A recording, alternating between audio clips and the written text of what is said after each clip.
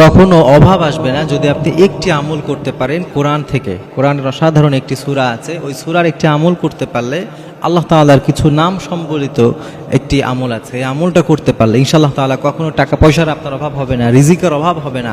আল্লাহ তাআলা সব সময় আপনাকে সচ্ছলতার মধ্যে রাখবেন। এর মধ্যে এক নম্বর হচ্ছে সূরা ইখলাস 11 বার পড়বেন, এক নম্বর। এরপরে আল্লাহ তাআলার আরেকটি নাম আছে রাজ্জাক, এই রাজ্জাক নামটাও 11 বার পড়তে হবে। রাজ্জাক মানে হচ্ছে যিনি রিজিক দাতা, রিজিক দান করেন। কারণ আল্লাহ তাআলা নিজের পরিচয় দিতে গিয়ে বলেছেন ইন্নাল্লাহা হুয়ার রাজ্জাকু যুল কুওয়াতিল মাতিন। আমার আল্লাহ তার পরিচয় দিতে গিয়ে বলছেন তিনি হচ্ছেন রাজ্জাক, তিনি হচ্ছেন রিজিক দাতা। এজন্য প্রথমে সূরা ইখলাস পড়বেন 11 বার, 2 নম্বরে ইয়া রাজ্জাকু পড়বেন 11 বার। সূরা ইখলাস এইটার কিন্তু অনেক ফজিলত আছে। একজন সাহাবী বিশ্বনবীর কাছে এসে যখন দারিদ্রতার অভিযোগ করলেন, আমার নবী বলেছিলেন তুমি যদি দারিদ্রতার মাঝে পতিত হতে না চাও, যখনই তুমি ঘরে ঢুকবে, যখনই তুমি বাইরে থেকে এসে তোমার ঘরে প্রবেশ করবে, ঘরে প্রবেশ করার সাথে সাথেই তুমি আল্লাহর উপরে পূর্ণ ইয়াকিন এবং বিশ্বাস রেখে সূরা ইখলাসের আমল করবে। বিশ্বনবী বললেন যে যখনই তুমি ঘরে ঢুকো সূরা ইখলাসের আমল করবে নিয়মিত।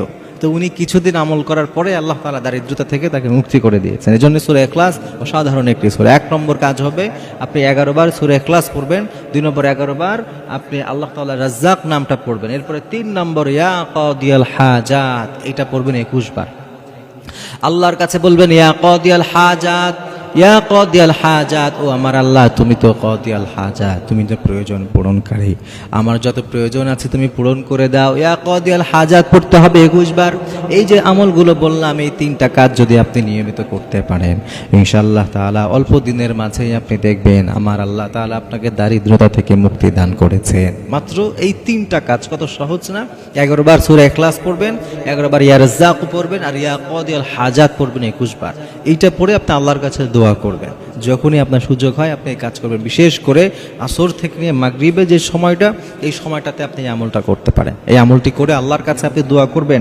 আপনার যত চাওয়া আছে, যত প্রয়োজন আছে, সব কিছু যদি আপনি আল্লাহর কাছে চাইতে পারেন, যত কিছু আপনার দরকার আল্লাহ তাআলা ইনশাআল্লাহ তাআলা আপনাকে দান করবেন। এই জন্য এই সহজ সহজ আমলগুলো আমাদের বেশি বেশি আমাদের লাইফে অ্যাপ্লাই করা উচিত।